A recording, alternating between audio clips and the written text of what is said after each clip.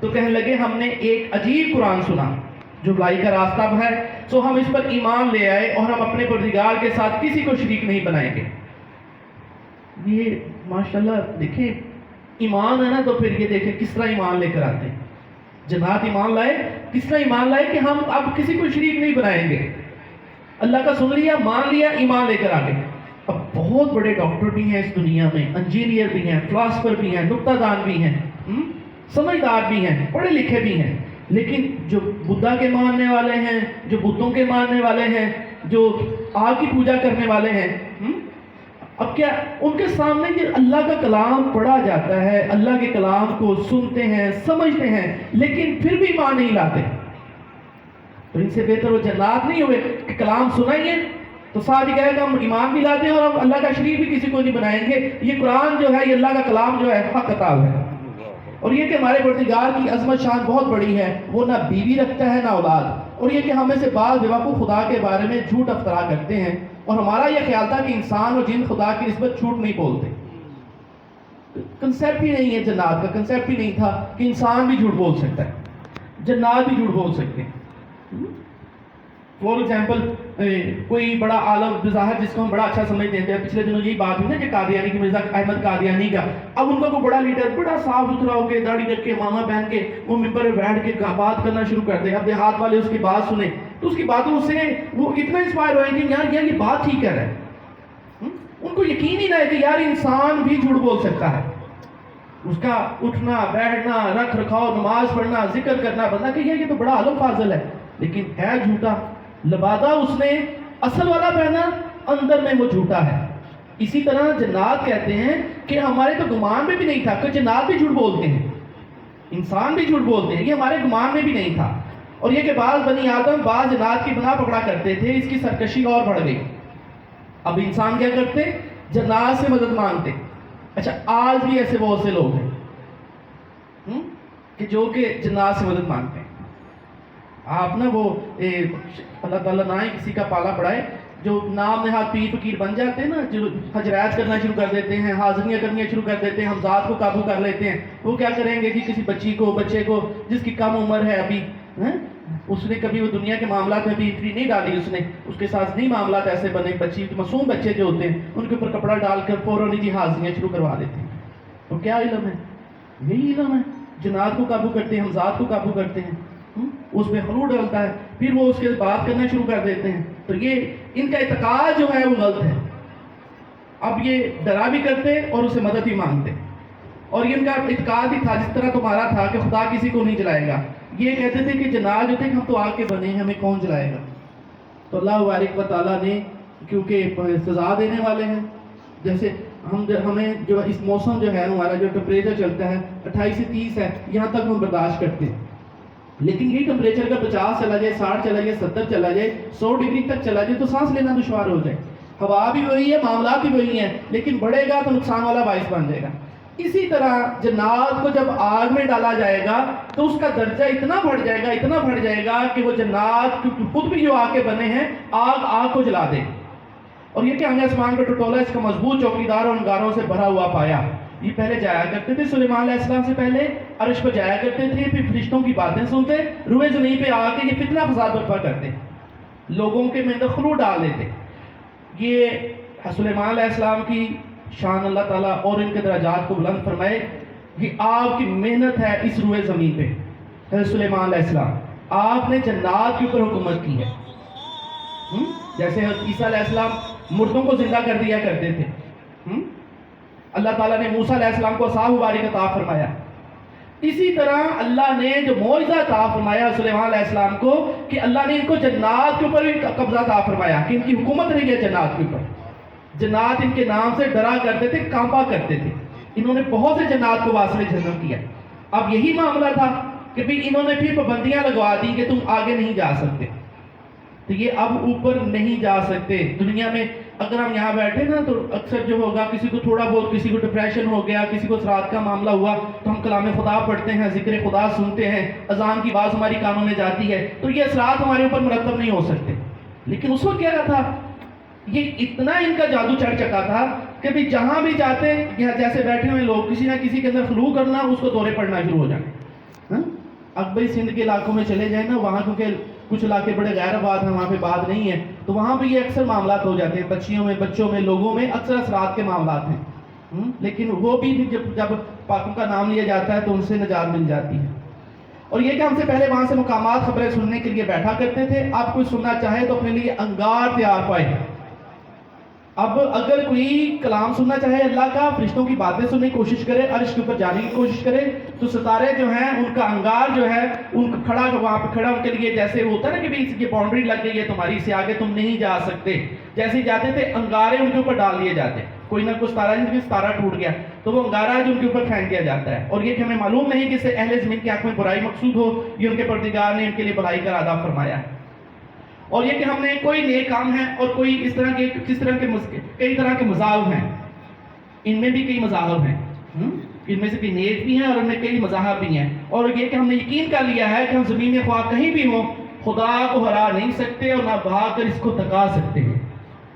یہ جنات کہتے ہیں کیسی اللہ نے ہمیں قرآن کتاب عطا فرمائی ہے کہ جنات کی باتیں بھی اللہ ہمیں بتا رہے ہیں، پرندوں کی باتیں بھی بتاتے ہیں، چرند کی بھی بتاتے ہیں۔ جنات کیا کہتے ہیں کہ ہم نے بڑی کوشش کی کہ ہم روئے زمین پہ تھکا دیں لوگوں کو، بھاگ جائیں، کہیں دائیں ادھر ہو جائیں، لیکن ہم نہیں ہو سکے۔ تو پھر ہم نے یہ مان لیا کہ اللہ کی طاقت جو ہے وہ ہر جگہ پر موجود ہے، ہم کہیں بھی چلے جائیں اللہ ہر جگہ پر موجود ہے۔ ہم نے تھک ہار کر اس بات کے اقرار کر لیا ہے کہ اس کے علاوہ کسی کی حاکمیت نہیں ہے، اور جب ہم نے ہدایت کی کتاب سنی اس پر ایمان لے آئے، تو جو شخص اپنے پروردگار پر ایمان لاتا ہے اس کو نہ نقصان کا خوف ہے نہ ظلم کا۔ اب جو شخص بھی لے آئے، وہی بات آ گئی غوث پاک والی کہ بھئی اندر دل میں نگاہ ڈالی کہ نفع ہے تو کہا شکر الحمدللہ، نقصان ہے کہ شکر الحمدللہ، ہر حال میں۔ کس وجہ سے ملا؟ اللہ کے اوپر ایمان کی وجہ سے یہ دولت ملی، کہ جب دولت ایمان مل جاتی ہے، آپ کا نفع ہو یا آپ کا نقصان ہو تو آپ مطمئن رہتے ہیں۔ اور ہمیں بعض فرمان بردار ہیں، بعض نافرمان گناہگار ہیں، تو جو فرمان بردار ہے وہ سیدھے راستے پہ چلے گا، اور جو گناہگار ہے وہ دوزخ کا ایندھن بنے۔ اب یہ دونوں کے لیے، یہ انسانوں کے لیے بھی ہے اور جنات کے لیے بھی ہے، کہ جو صراط مستقیم کے راستے سے بھٹک جائے گا وہ گناہگار ہوگا اور دوزخ کا ایندھن بنے گا۔ ایک تو ایندھن ہے نا کہ وہاں پر پتھر ڈالے جائیں گے، آگ جلائی جائے گی، لیکن انسانوں اور جنات سے بھی ایندھن بنتا ہے۔ جو گناہگار ہیں یہ خود اپنے اندر جلیں گے، اور اے پیغمبر یہ بھی ان سے کہہ دو کہ یہ لوگ سیدھے راستے پر رہتے تو ان کے پینے کو بہت سا پانی مہیا کرتے، تاکہ ان کی آزمائش کریں۔ جو شخص اپنے پروردگار کی یاد سے منہ پھیرے گا اس کو سخت عذاب میں داخل کرے گا۔ اور یہ کہ مسجدیں خدا کی خاص ہیں تو خدا کے ساتھ کسی اور کی بات نہ کرو، اور جو خدا کے بندے محمد اس کی بات کو کھڑے ہوئے تو کافر کے حرکت ہجوم کر لینے کو تھے۔ کیا کافر کیا کرتے؟ نبی کریم صلی اللہ علیہ وسلم بات کرتے تو کافر کھڑے ہو جاتے، پیچھے باتیں کیسا کرتے؟ کہہ دو میں تو اپنے پروردگار کی بات کرتا ہوں، کسی کو اس کا شریک نہیں بناتا۔ اب جنات بھی تنگ کرنے والا بیچ میں آگے کچھ انسانوں میں آگئے۔ مسجد جن بھی ہے مکہ میں، جہاں پر جو جنات ہی ایمان لے کر آئے، اس مسجد کا نام ہی مسجد جن رکھ دیا۔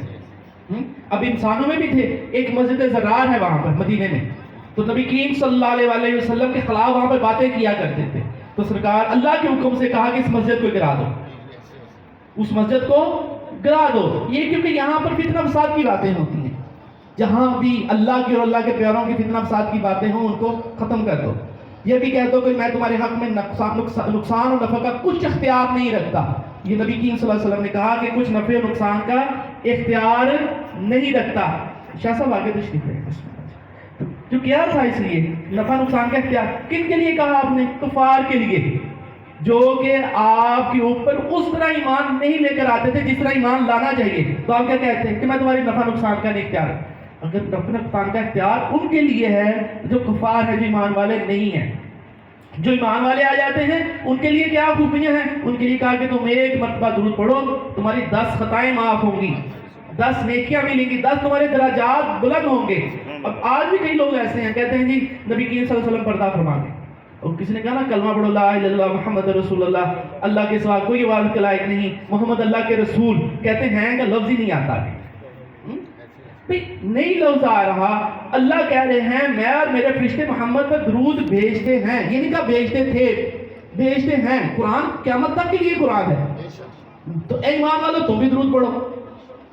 اب قرآن کچھ بات کہہ رہا ہے، پھر اس کے بعد جیسے ہی آپ نماز پڑھتے ہیں، چاہے کوئی بھی ہے، شیعہ ہے، سنی ہے، وہابی ہے، دیوبندی ہے، وہاں پہ درود پڑھا جاتا ہے۔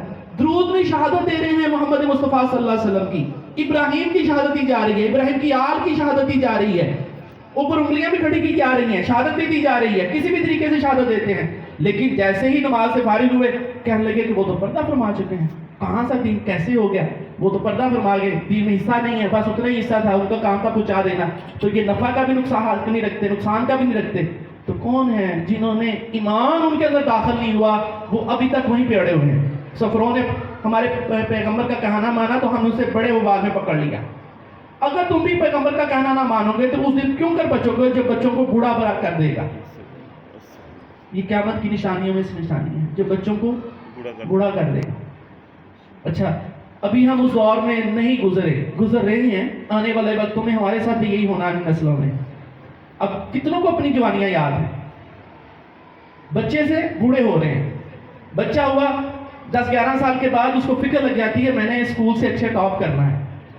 15-16 سال کی عمر میں ہوتا ہے کہ ساتھ ساتھ کو کام بھی کرنا ہے. 20 سال کی عمر میں ہوتا ہے اس کی شادی بھی کرنی ہے.